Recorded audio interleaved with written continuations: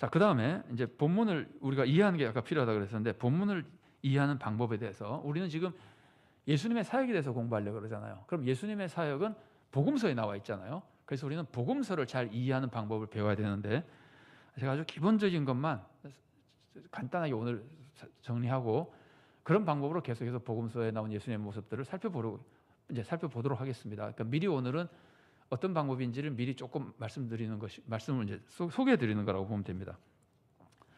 무슨 글을 읽든지 그 글의 장르, 그 글이 어떤 양식의 글이냐는 것을 알고 읽어야 잘 이해할 수 있거든요. 예를 들면은 상징적인 글이면은 직설적으로 읽으면 안 되잖아요. 상징적인 거니까. 그러니까 시적인 것, 그다음에 뭐 산문적인 것, 이런 거 다 다르게 읽어야 되잖아요.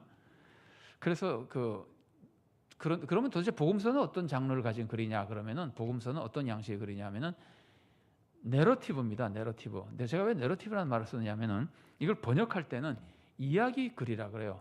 스토리를 가진 글이다. 스토리를 담아서 표현한 글이다. 그래서 스토리를 담은 글을 내러티브라고 그러거든요. 그래서 이제 이야기 글이라고 하는데, 이야기란 말을 쓰는 걸 좀 꺼려지는 게 뭐냐면은, 사람들은 이야기라 그러면은 거짓말이라는 생각을 많이 해요.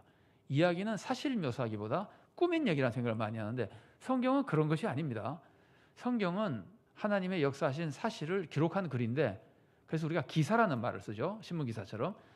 기사처럼 사실을 쓴 글인데, 그 글을 쓴 양식, 그 글을 쓴 방법이 시가 아니라 이야기 글 양식이다. 내러티브 양식이다. 이제 그런 뜻이에요. 자, 그래서 성경은 내러티브 형태로 이야기 글로 되어 있는데, 이야기 글에 중요한 특징들이 많이 있지만 제가 아주 간단하게 중요한 특징 몇 가지만 말씀드리면, 첫 번째가 이야기 글은 구성을 가지고 있습니다. 우리가 뭐 학교에서 초등학교나 중학교 때 배우는 플롯이라고 그러죠. 구성. 어떤 줄거리를 가지고 이야기 글은 형성이 되고, 그 다음에 이야기 글에는 배경이 있습니다. 세팅. 서울시 뭐 동대문구라는 장소 배경이나 2022년이라는 시대적인 배경이나 문화적인 배경이나 종교적인 배경이, 어떤 배경을 가지고 있습니다. 그래서 구성이 있고 배경이 있고, 그 안에 등장인물이 나옵니다. 복음서는 예수님이 등장하고 제자들이 등장하고 바리새인 이런 사람들이 다 등장하죠. 그래서 그런 사람들이 이제 서로 사건을 일으키고 사건을 묘사하고 하면서 이야기글이 형성되는 거거든요. 그래서 구성, 배경, 등장인물이 있고, 그 다음에 이제 글을 표현할 때는 글을 잘 이해하도록 하기 위한 수사학적인 기법들이 있습니다. 여기서 우리가 다 나눌 수는 없는 거지만, 그래서 수사학적인 기법에 따라 메시지가 한 사건 안에서도 강조되는 메시지가 드러나기도 하고, 이제 그런 것들이 있어요. 여기서 다 나누지 못하지만 이제 공부하면서 계속해서 살펴보겠습니다. 미리 오늘 서론적으로 말씀드리는 겁니다.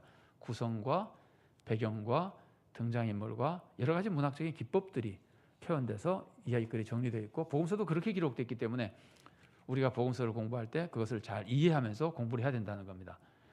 물론 성도님들이 그걸 다 알 수는 없습니다. 그래서 이제 목사나 전도사나 이렇게 그 말씀을 전하는 사람들이, 강사들이 준비해가지고 소개를 해드리는 겁니다. 완벽하진 않지만 조금씩 더 성도님들보다 조금 더 준비된 걸 전해드리는 겁니다. 자, 이제 구성 얘기를 했었잖아요. 구성에 따라서 메시지가 달라집니다. 아니, 메시지의 그 전달력이 달라집니다. 여러분, 예를 들면은 마가복음 보면은, 마가복음의 1장 40절에서 45절에 나병 환자 고치는 사건이 나와요. 한센병자 고치는 사건이 나와요. 한센병자 고치고 나서 그 다음에는 그 지붕을 뚫고 내려온 사람 사건이 있죠. 그래서 중풍병자가 왔는데 예수님이 중풍병자를 고쳐준 사건이 나와요. 그리고 그 다음에 무슨 사건이 나오냐면은 그 죄인을 영접하는 사건이 나와요. 그래서 이런 모습을 보면은 이게 그냥 따로따로 다 중요한 의미를 가진 사건이지만, 이게 구성이라는 점에서 보면은 이 세 가지가 쭉 인과 관계를 가지고 구성을 있는 걸 보면은, 한센병자 고치는 사건은 예수님이 한센병자에게 손을 대시잖아요. 손을 대셨는데 한센병자가 깨끗해지지 예수님이 부정해지지 않습니다. 원래는 한센병자에게 손을 대면 한센병자는 원래 부정하고 손댄 사람도 부정해지는 것이 율법의 정죄입니다.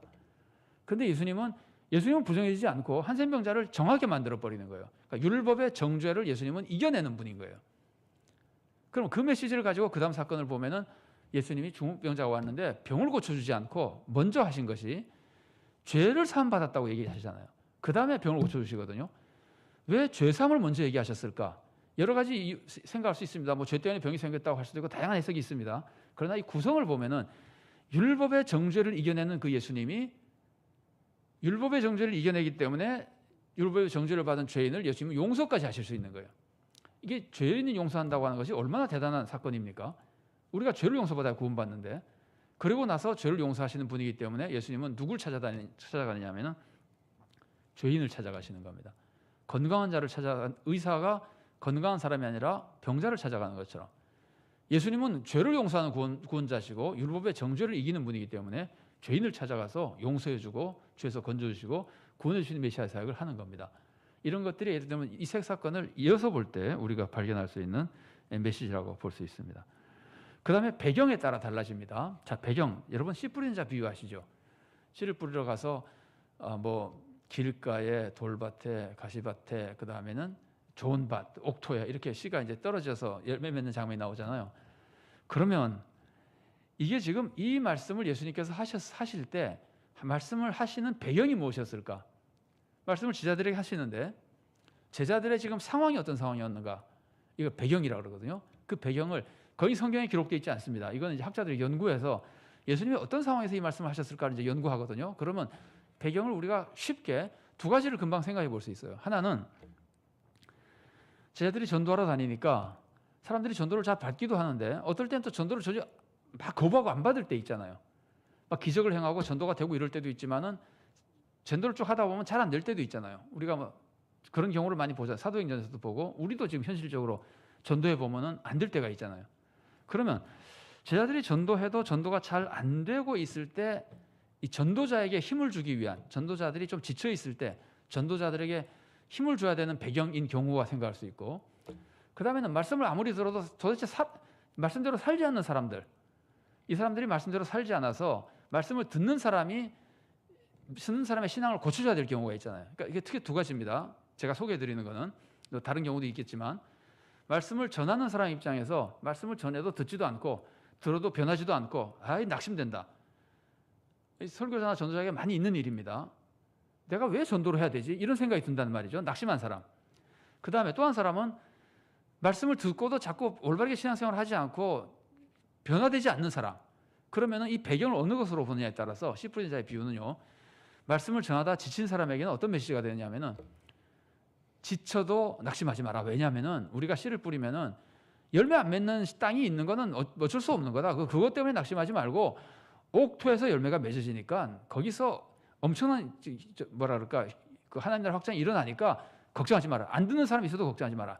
가시밭에서 돌밭에서 열매 안 맺어도 걱정하지 마라. 옥토에서 열매가 맺을 것이다. 그러면 열매 안 맺는 건 씨앗이 씨앗인데 예를 들면 길가, 돌밭, 가시밭. 옥토에서 몇 배가 나는 거죠? 30배, 60배, 100배가 나잖아요. 그러니까 결국은 하나님이 열매 맺어주시니까 낙심하지 마라. 이런 메시지가 되는 겁니다. 배경에 따라서.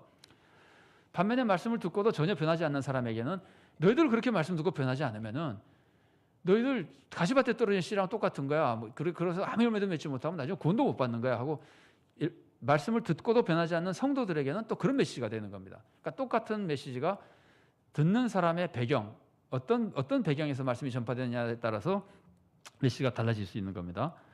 이제 인물에 따라서도 달라집니다. 여러분 베드로가 예수님이 너 나 3번 부인할 거라 그럴 때 절대로 안 그런다 그러잖아요. 그 베드로예요. 그 다음에 그 베드로가 오순절 성령 강림 이후에 복음을 전하는데 사람들이 엄청나게 막 변화되고 그러잖아요. 그럼 똑같은 인물인데 다르잖아요. 그러면 베드로가 예수님을 부인하지 않겠다고 말했을 때와 베드로가 사람들에게 예수님이 부활하셨다고 복음을 증거할 때 베드로의 말 중에 어느 말은 믿을 수 있는 말이고 어느 말은 믿을 수 없는 말이죠.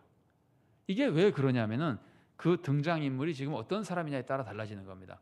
예수님이 고난을 예고할 때 베드로는 아직 성령님이 충만하지 않은 베드로이고 연약한 점이 많은 베드로입니다. 예수님에서 많이 배웠으나 많이 부족합니다. 그러니까 엉뚱한 소리 하는 베드로고 오순절 성령 강림 이후의 베드로는 그때 베드로와 다른 인물이에요. 성령님이 임한 베드로예요. 그래서 그 말씀은 하나님의 말씀이고 사람들을 변화시키고 구원의 역사가 일어나는 겁니다. 그래서 그 인물이 지금 내가 믿고 받아들일 만한 인물인지 본받아야 될 인물인지 아직도 연약함이 많은 인물인지 그걸 이해해야 메시지가 바로 이해가 되는 겁니다. 야곱이 아버지를 속이고 형을 속이고 막 해가지고 엉뚱한 짓을 많이 했잖아요.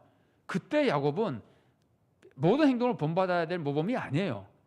그런데 야곱이 아버지 속이고 축복기도 받았다고 그게 잘한 것처럼 얘기하면 말이 안 되는 겁니다. 인물을 잘 이해해야 그 사건에 대한 메시지를 우리가 잘 이해할 수 있게 되는 겁니다.